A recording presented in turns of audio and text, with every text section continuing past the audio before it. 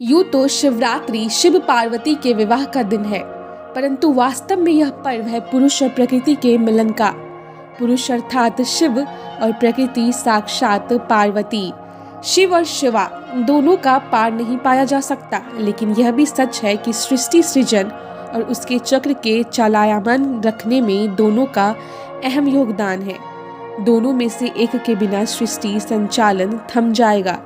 बात चाहे सृष्टि निर्माण और उसके संचालन की हो या परिवार की गाड़ी हाँकने की, पुरुष और प्रकृति का समान रूप से योगदान देना उतना ही जरूरी है जैसे जीवन में निर्णय लेते वक्त मन और बुद्धि का उपयोग।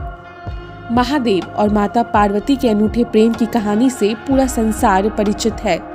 मान्यता है कि महादेव और माता पार्वती के प्रेम के आगे प्रेम की परिभाषा भी छोटी महसूस होने लगती है। हमें कई ऐसे पौराणिक किस्से भी सुनने को मिले हैं जहां देवी देवताओं ने स्वयं भोलेनाथ के प्रेम की साक्षी रहे हैं। माता पार्वती के लिए वो महादेव का अनंत प्रेम ही होगा, जिसकी वजह से महादेव ने माँ पार्वती को अपने आधे अंग पर स्थान दिया और स्वयं अर्धनारीश्वर कहलाए।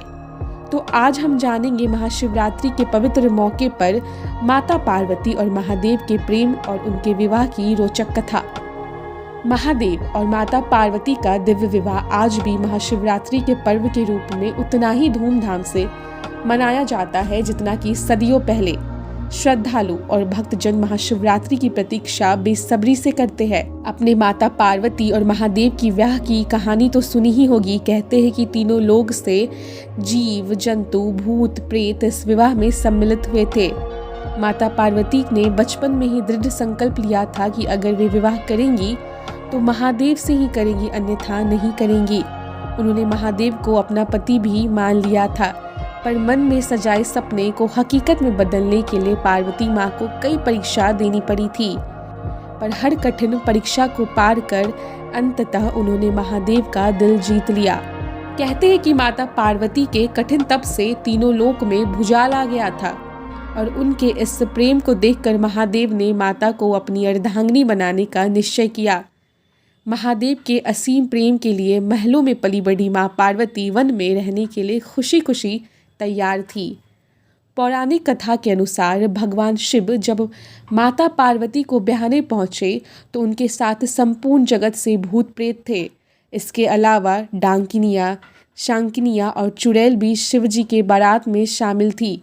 महादेव के भस्म और हड्डी के श्रृंगार को देखकर सभी दंग रह गए थे, पर जब निवेदन पर भगवान शिव दूल्हे के रूप में साज श्रृंगार कराए तो सभी मोहित हो गए और ऐसे हुई महादेव और माता पार्वती की अनूठी शादी।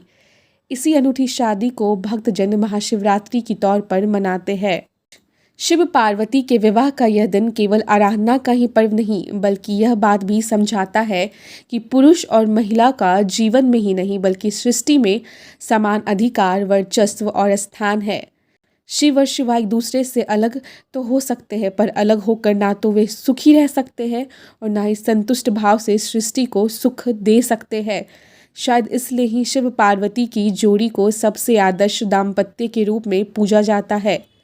शिव को विश्वास था कि पार्वती के रूप में सती लौटेगी, तो पार्वती ने भी शिव को पाने के लिए तपस्या के रूप में समर्पण का एक आदर्श उदाहरण प्रस्तुत किया।